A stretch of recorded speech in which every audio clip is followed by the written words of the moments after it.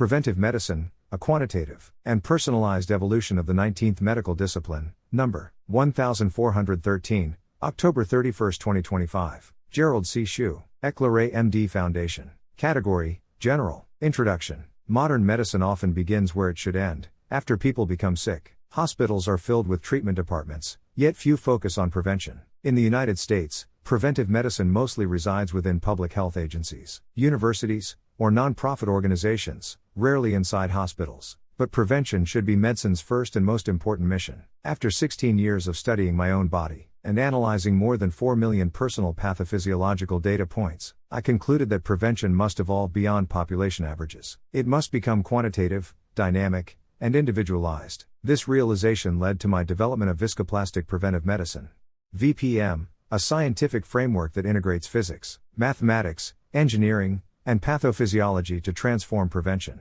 into an exact, measurable discipline. Why traditional prevention falls short. Conventional prevention focuses on vaccination, screening, and lifestyle education, valuable but limited. These efforts rely on population averages and statistical probabilities, rather than personalized dynamics. When a doctor says 10,000 steps per day lowers risk, that statement describes a general trend, not a precise prediction for an individual. My own experience demonstrates the flaw of averages. Over 3 months, I recorded more than 10,000 blood pressure readings after my stroke. Only 0.2% exceeded 130 mm of mercury, and none surpassed 150 mm of mercury. Statistically, I was not hypertensive. Yet on June 21, 2025, I suffered a hemorrhagic stroke. The cause was not chronic hypertension, but an acute emotional surge atop 36 years of diabetes-induced microvascular damage. My diabetes was the root cause of my recent stroke. Traditional statistics could not detect that silent cumulative stress. The economic barrier. In most healthcare systems,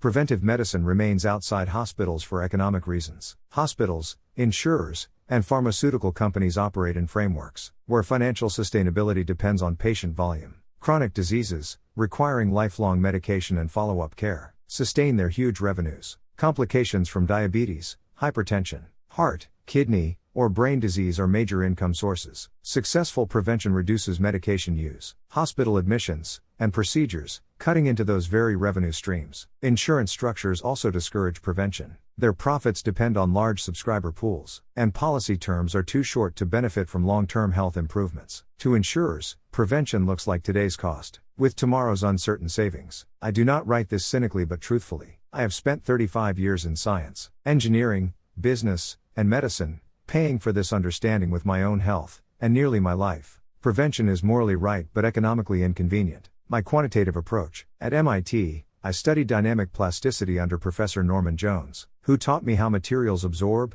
store, and release energy under repeated loading. The human body behaves in a similar way.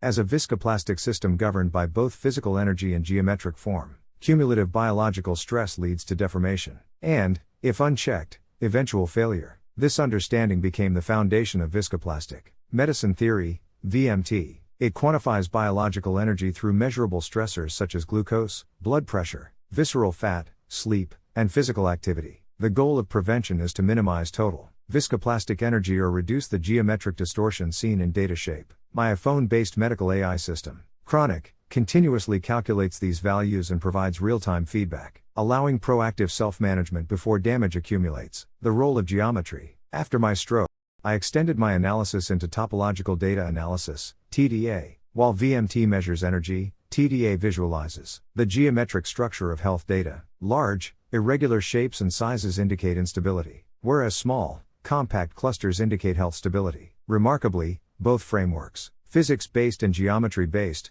reveal identical health patterns. High energy always aligns with wide geometric dispersion, confirming that these two different models represent real pathophysiological behavior, not statistical coincidence. Real-world validation. Since 2010, I have reversed type 2 diabetes, stabilized cardiovascular function, prevented kidney failure, and achieved cognitive and memory recovery. After my stroke, all through quantitative self-management. My longitudinal data prove that, when internal stress energy decreases, systemic stability increases. Across more than 1,400 single-authored studies covering 50 disease categories. From diabetes and CVD to dementia and cancer, the same patterns emerge. Physics, geometry, and AI consistently converge on the same biological truth, redefining preventive medicine. In Japan, The Medical Specialty Board recognizes preventive medicine as the 19th primary discipline, often called generalized medicine. Globally, medicine includes 28 major specialties, but only the number 19 of preventive medicine focuses on stopping disease before it begins. My proposed evolution, Viscoplastic Preventive Medicine. VPM, redefines prevention as a personalized, data-driven system, based on measurable energy and topology. It unites engineering logic, medical data, geometry and AI, modeling into one reproducible framework. Prevention thus becomes not only moral, but mathematical, not advice, but evidence. Looking ahead, an interesting comparison between Japan and the United States highlights the proportion of preventive medicine doctors within each nation's total medical workforce. Japan, approximately 0.3%, about 1,000 preventive medicine doctors out of 320,000 total physicians. United States, approximately 0.9%, about 9,000 preventive medicine doctors out of 1 million total physicians. The future of medicine lies in each individual's hands. With accessible tools like iPhones, smartwatches, and glucose sensors, anyone can measure strain and stress daily, then apply scientific reasoning to maintain health. Prevention will no longer remain an abstract concept, but a quantifiable, continuous process of self-correction. If hospitals cannot prioritize prevention,